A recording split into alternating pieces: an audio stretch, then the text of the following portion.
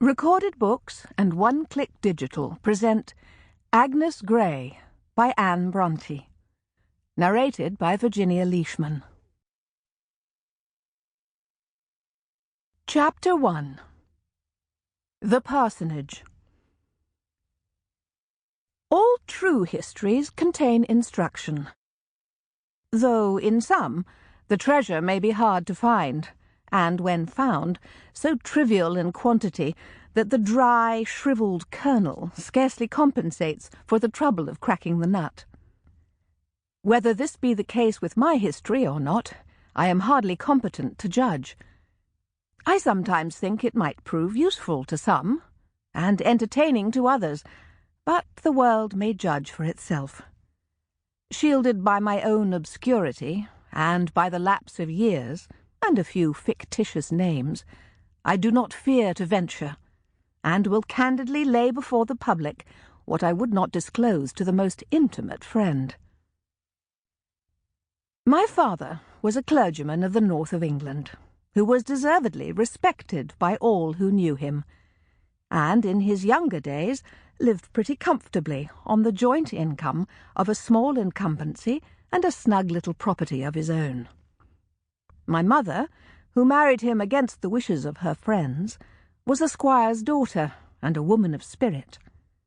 In vain it was represented to her that if she became the poor parson's wife, she must relinquish her carriage and her lady's maid, and all the luxuries and elegancies of affluence, which to her were little less than the necessaries of life.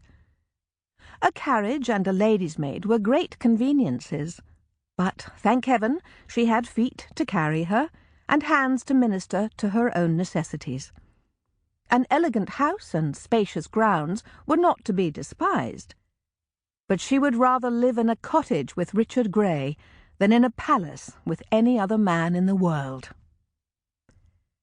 Finding arguments of no avail, her father, at length, told the lovers they might marry if they pleased, but in so doing his daughter would forfeit every fraction of her fortune.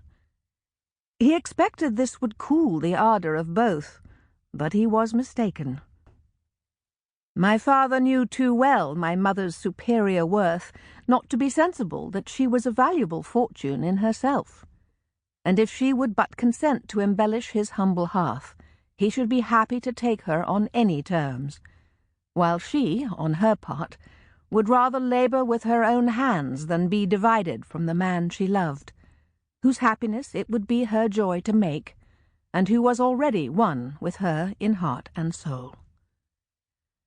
So her fortune went to swell the purse of a wiser sister, who had married a rich nabob, and she, to the wonder and compassionate regret of all who knew her, went to bury herself in the homely village parsonage among the hills of... And yet, in spite of all this, and in spite of my mother's high spirit and my father's whims, I believe you might search all England through and fail to find a happier couple. Of 6 children, my sister Mary and myself were the only 2 that survived the perils of infancy and early childhood. I, being the younger by 5 or 6 years, was always regarded as the child, and the pet of the family. Father, mother, and sister all combined to spoil me, not by foolish indulgence, to render me fractious and ungovernable, but by ceaseless kindness, to make me too helpless and dependent, too unfit for buffeting with the cares and turmoils of life. Mary and I were brought up in the strictest seclusion.